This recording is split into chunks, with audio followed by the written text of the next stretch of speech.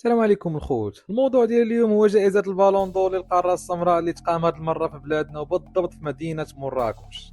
المرشحين الثلاثة اللي كانوا يقدروا يفوزوا بهذه الجائزة هما أشرف حكيمي، محمد صلاح والنيجيري فيكتور أوسيمين.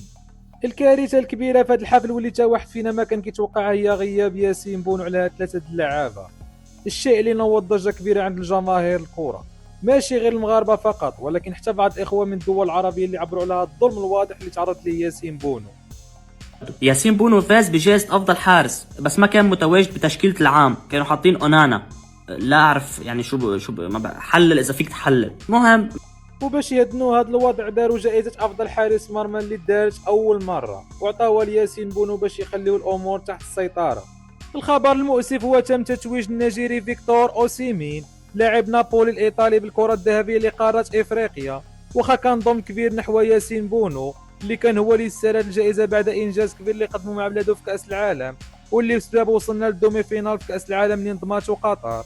احتمل الإعلامي الجزائري ومذيع قنوات بي ان سبور حفيظ دراجي خرج في واحد لا فيديو كيقول باللي ياسين بونو كان خصو يكون مع المرشحين، ولكن الكاف كان عندها رأي آخر وقررت تجاهل الإنجازات اللي دار بونو العام اللي فات، لا مع فرقته إشبيلية اللي ربح معها اليوروبا ليغ وكان ليه دور كبير في ذاك الفوز، وحتى في الليغا دار موسم رائع. اما مع المنتخب المغربي في كاس العالم فراه العالم كامل شاف شنو دار وكان هو اكثر لاعب في المنتخب حسما.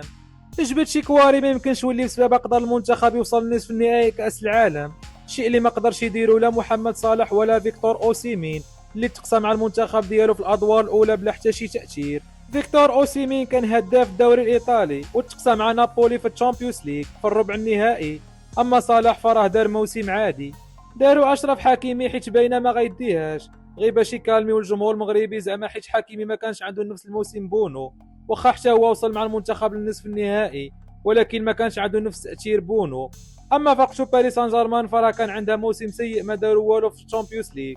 بغيت نعرف الاراء ديالكم حول هذا الظلم اللي اتخذوا الكاف منين عطى الاوسي من افضل لاعب في افريقيا بدون اي مجهود يذكر، وعلاش ما عطاوهاش لياسين بونو اللي كان يستحق التتويج عن جداره واستحقاق بالانجازات اللي قدم واللي خلى العالم يتكلم عليه.